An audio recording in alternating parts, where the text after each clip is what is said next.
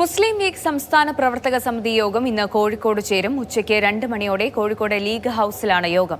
മന്ത്രിമാരുടെ സ്റ്റാഫ് നിയമനത്തിൽ party list അട്ടിമറിക്കപ്പെട്ടത്, സർക്കാർ ഉന്നത തസ്തികകളിൽ സംഘപരിവാർ ബന്ധമുള്ളവരെ നിയമിച്ചത്, വഖഫ് കേസിൽ ഹൈക്കോടതിയിലെ സർക്കാർ നിലപാട് ഉൾപ്പെടെയുള്ള കാര്യങ്ങൾ യോഗത്തിൽ ചർച്ചയാകും. BJP CPM ഡീൽ എന്നതായിരുന്നു നിയമസഭാ തെരഞ്ഞെടുപ്പ് സമയത്ത് UDFന്റെ പ്രധാന പ്രചരണ ആയുധം. ഇതുവഴിയുണ്ടായ ന്യൂനപക്ഷ കേന്ദ്രീകരണത്തിന്റെ കൂടി ബലത്തിൽ അധികാരത്തിലെത്തിയ UDF സർക്കാർ പക്ഷേ തുടക്കത്തിൽ തന്നെ സംഘപരിവാർ ബന്ധമെന്ന ആരോപണത്തിന്റെ നിഴലിലായി. ഇക്കാര്യം ഇന്നത്തെ ലീഗ് പ്രവർത്തക സമിതിയിൽ സജീവ ചർച്ചയാകുമെന്നാണ് സൂചന.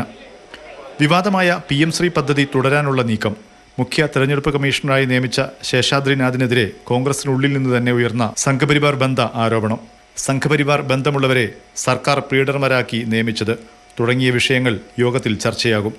സർക്കാരിന്റെ വിവാദ തീരുമാനങ്ങളിൽ ലീഗ് നേതൃത്വം ശക്തമായ നിലപാടെടുക്കുന്നില്ലെന്നും പാർട്ടിക്കുള്ളിൽ വിമർശനമുണ്ട്. ഏറ്റവും ഒടുവിൽ വഖഫ് കേസിൽ BJP നിലപാടിനെ സർക്കാർ അഭിഭാഷകൻ കോടതിയിൽ പിന്തുണച്ചതും മുസ്ലിം ലീഗിനെ പ്രതിസന്ധിയിലാക്കുന്നതാണ്. വഖഫ് ബോർഡ് നിയമനം PSCക്ക് വിടാനുള്ള കഴിഞ്ഞ LDF സർക്കാർ തീരുമാനത്തിനെതിരെ വലിയ പ്രക്ഷോഭത്തിനിറങ്ങിയ പാർട്ടിയാണ് മുസ്ലിം ലീഗ്. എന്നാൽ വഖഫ് ബോർഡിൽ അമുസ്ലിങ്ങളെ നിയമിക്കണമെന്നാവശ്യപ്പെട്ടുള്ള ഹർജിയെ കോടതിയിൽ സർക്കാർ അഭിഭാഷകൻ പിന്തുണച്ചതിനെതിരെയും യോഗത്തിൽ ചോദ്യമുയരുമെന്നാണ് സൂചന. മന്ത്രിമാരുടെ സ്റ്റാഫ് നിയമനത്തിൽ പാർട്ടി ലിസ്റ്റ് അട്ടിമറിക്കപ്പെട്ടത് ലീഗിനുള്ളിൽ വിവാദമായി നിൽക്കുകയാണ്. വകുപ്പുകളുടെ പ്രവർത്തനത്തിലും പാർട്ടിക്കുള്ളിൽ വിമർശനമുണ്ട്. പോഷക സംഘടനാ നേതാക്കൾ ഉൾപ്പെടെ ഇക്കാര്യം ചൂണ്ടിക്കാട്ടി വിമർശനം ഉയർത്തുമെന്നാണ് സൂചന.